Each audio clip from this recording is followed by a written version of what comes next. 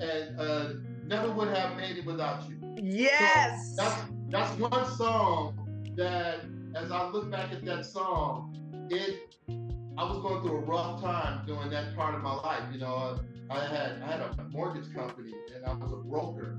And that's when the fall came in 2008, 2009. We had a fall in the mortgage industry and lost a lot as far as business. But I pulled on that song day in and day out, day in and day out, day in and day out. I would have never made it. I would have never made it out of that without him. And so that was a song that I used to play so much that people around me like, oh, please, can you play something else? I was like, no, I gotta hear this song. This is what's gonna keep me sane here because of everything that I'm going through. So that was a song that I just pulled on and pulled on and pulled on. And I knew that as it drugged me through whatever I was going, I knew that I was gonna give him the glory because he was gonna pull me out of it. So a lyric that really blessed me and gave me perspective is actually by an artist named Sylvan LaCue. And most people haven't heard of him. Can't even tell you where he's from myself, but he has an album that itself is a group therapy session.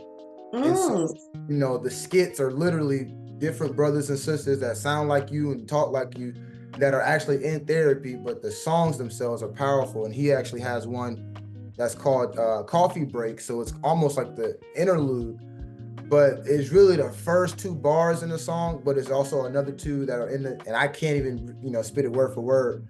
But the first few is, he's like, I've been thinking centuries. In 200 years, when he mentions me, and I love that. And that just sat with me so hard because it's, what are you doing right now that's gonna mean something in 200 years from now? And that sits with me. That's almost an existential element. I don't want to say crisis, but that's a dilemma I have to really challenge myself on a regular basis. And then later in the song, he himself is saying, I'm trying to figure out what the newest vibe is when someone's telling me your lyrics kept me from, you know, save my life. So don't change what you're doing.